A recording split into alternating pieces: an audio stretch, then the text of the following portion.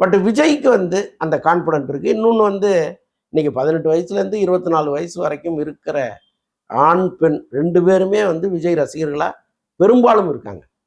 அப்போ அவருக்கு ஒரு நம்பிக்கை இருக்குது, இவங்க ஓட்டு நமக்கு வரும் அப்படின்னு. விஜயும் ரகசியமாக ஒரு சர்வேலாம் எடுத்து பார்த்துட்டு தான் இதுக்குள்ளே வந்தார். ஸோ அதனால் அவர் கணக்கு ஒன்று போட்டிருக்காரு. அது என்ன கணக்காக மாறப்போகுதுன்னு நமக்கு தெரியாது. ஒரு கணக்கு அது, அவ்வளோதான். 2026ல ஜெயிப்பாரா? கூட்டணி வச்சா ஜெயிக்கலாம். அது யாரோட கூட்டணி வைப்பாருங்கிறத பொறுத்து இருக்கு. இவர் வைக்கிறாரா அல்லது அவங்க வராங்களா? ஏன்னா அநேகமாக எல்லா கூட்டணி கதவுகளும் மூடப்பட்டுடுச்சு. திமுக கூட்டணியில் இருக்கிறவங்க அங்கேருந்து விலகி வரப்போகிறதில்ல.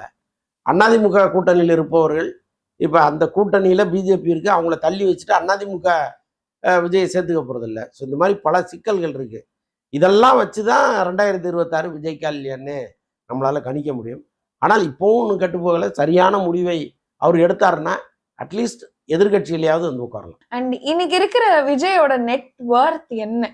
அண்ட் லாஸ்ட் மூவின்னு சொல்றாங்க, ஆனா அப்படிலாம் இருக்காது, கண்டிப்பா இவர் கம்பேக் கொடுத்துருவாங்கன்னு சொல்றாங்க. அது ரெண்டுத்த பத்தியும். இல்லைங்க, சினிமாவிலேருந்து ஒருத்தர் வெளியில் போயிட்டாருன்னா கட்டாயமாக அவர் மீண்டும் சினிமாவுக்கு வருவார். அது வந்து உள்ளுக்குள்ளே இருந்துகிட்டே இருக்கும்.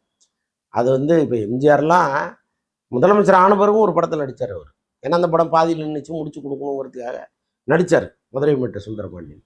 ஸோ அதனால் நடிக்கணும்னு விருப்பம் இருந்தால் நடிச்சிடலாம்.